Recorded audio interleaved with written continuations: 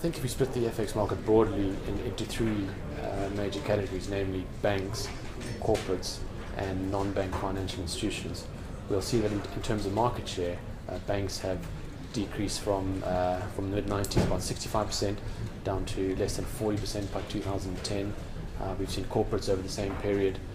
maintain probably around about 15% market share, and we've seen a large increase for non-bank financial institutions, which have increased from probably less than 20% to almost 50% by 2010. And by non-bank financial institutions, I'm including your high-frequency traders, your retail brokers, and other kind of buy-side firms. And I think there's three or four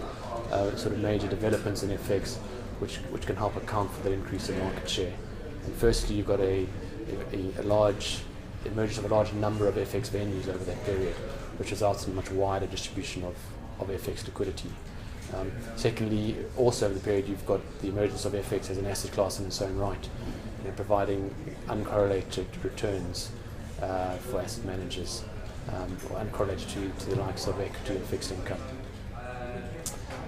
Thirdly, over that same period, you have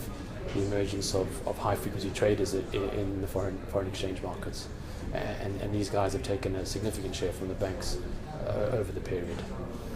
And then I think probably lastly, we've seen a very large increase in the retail market space over the same period, and I think that's a large part of that is probably down to increased global internet penetration, which allows these brokers to sell online to a truly large audience, and there's been a resulting very large increase in volumes and in turn market share for them. And I think going forward, we're likely to see the market share increasing for the non-bank financial institutions, but I would say at a much slower rate. And that's primarily because I think banks will always be a major part of the FX market, and therefore their share can't really reduce below a certain point.